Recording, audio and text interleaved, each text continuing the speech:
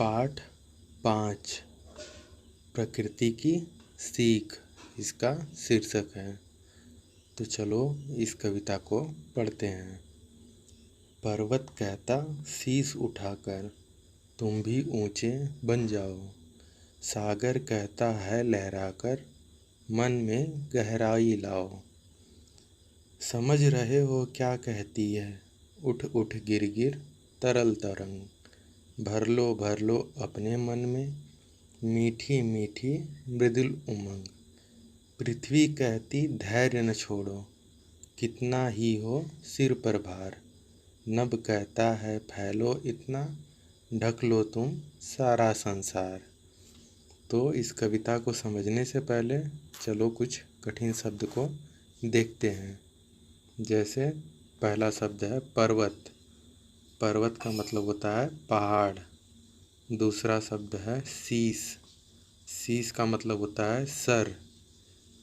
अगला शब्द है सागर।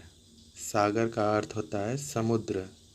अगला शब्द है लहराकर। लहराना मतलब होता है नाचते झूमते हुए। जैसे हवा लहराती है, हवा चलती है तो पेड़ लहराते हैं। और अगला शब्द है गहराई।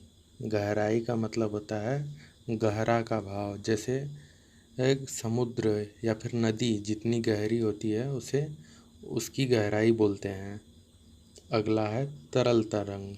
तरल तरंग का अर्थ होता है पानी की चपल या चंचल लहर। अगला शब्द है मृदुल। मृदुल का अर्थ होता है कोमल या मुलायम। अगला शब्द है उमंग। उमंग का अर्थ होता है जोश, उत्साह, जिसे खुशी भी कहते हैं। अगला शब्द है धैर्य। धैर्य का अर्थ होता है धीरज। अगला शब्द है निम्न। निम्न का अर्थ होता है नीचे। इस कविता को सोहन लाल द्विवेदी जी ने लिखा है। तो चलो इस कविता को समझते हैं। पहला है पर्वत कहता शीश उठाकर, मतलब पहाड़ अपना सर उठाकर कह रहा है कि तुम भी ऊंचे बन जाओ, मतलब तुम भी ऊंचे बन जाओ। और सागर कहता है लहराकर, मतलब सागर लहराकर उसकी लहरें लहराकर बोलती हैं कि मन में गहराई लाओ, मतलब मन के अंदर गहराई लाओ जो अच्छा सोचती हो और जो अच्छा काम करने के लिए प्रेरित करती हो। सागर जितना गहरा है उतना मन भी गहरा होना चाहिए, उतना सुंदर होना चाहिए। आगे है समझ रहे हो क्या कहती है उठ उठ गिर गिर तरल तरंग, मतलब कि समझ रहे हो वह क्या कह रही है। उठ उठ गिर गिर तरल तरंग, मतलब पानी की लहरें जो चंचल लहरें हैं उठ उठ के गिर गिर के क्या कह रही हैं, भर लो अपने मन में मीठी मीठी मृदुल उमंग, मतलब अपने मन में मीठी मीठी कोमल कोमल उमंग, मतलब उत्साह भर लो, खुशी अपने मन में भर लो। पृथ्वी कहती धैर्य न छोड़ो कितना ही हो सिर पर भार। पृथ्वी मतलब धरती।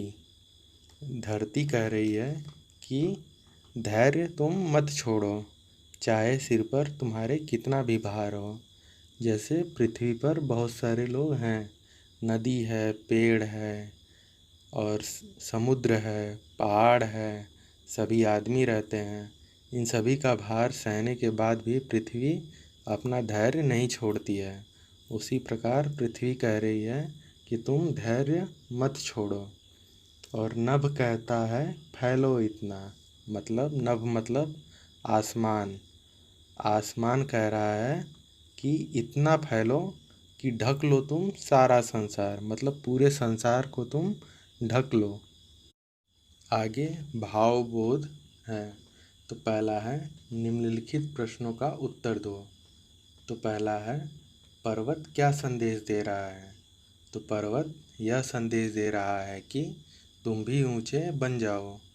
दूसरा है तरंग क्या कहती है। तो तरंग कहती है कि अपने मन में, अपने हृदय में मीठी मीठी कोमल कोमल उमंग भर लो, खुशी अपने मन में भर लो। अगला है संसार को ढक लेने की सीख कौन दे रहा है?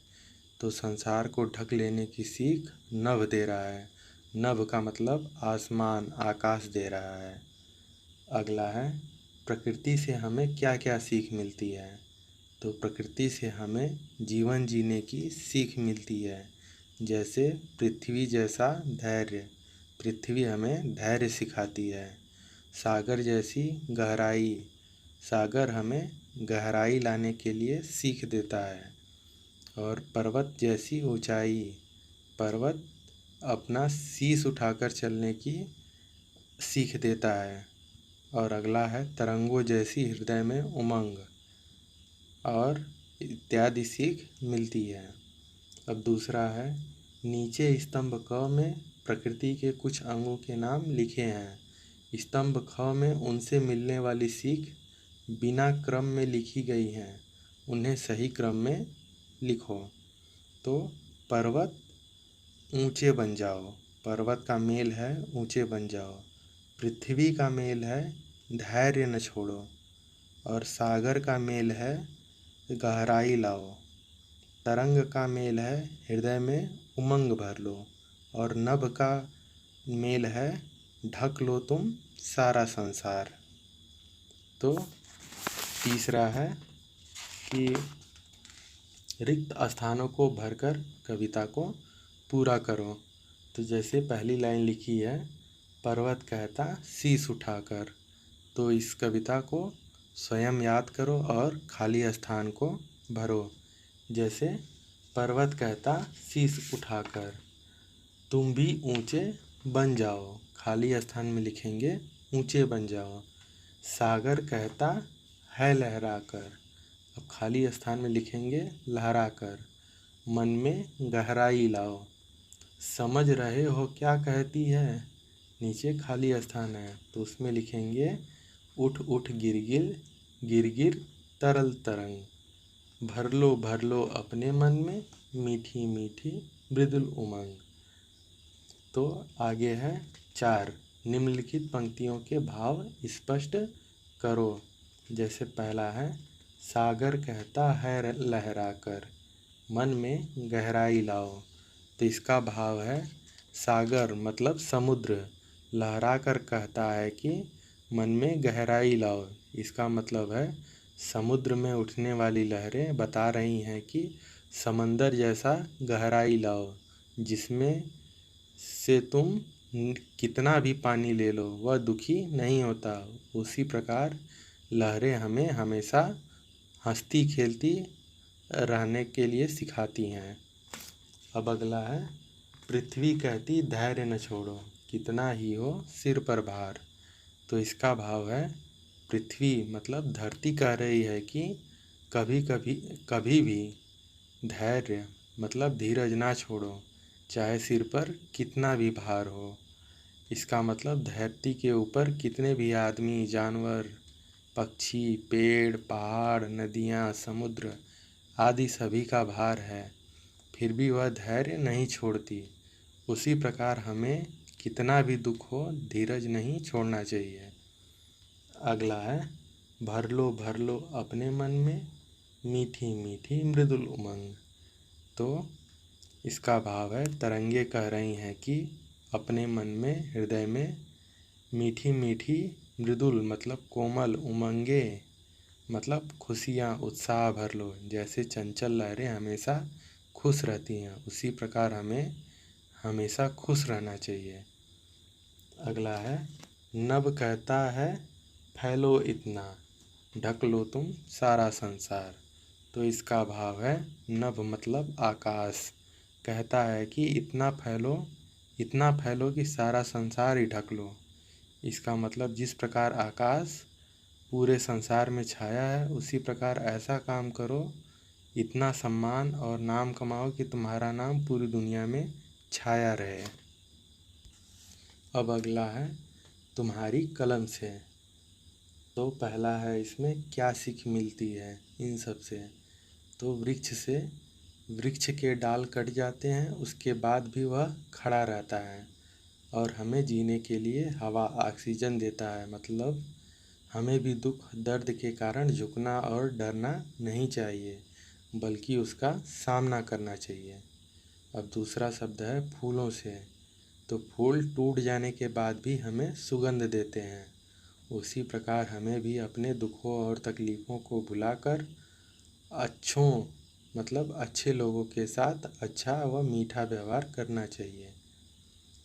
अगला शब्द है नदियों से। तो नदियों से, नदी हमेशा बहती रहती है, उसी प्रकार हमें भी रुकना नहीं चाहिए, सदैव चलते रहना, मतलब हमेशा चलते रहना चाहिए, आगे बढ़ते रहना चाहिए।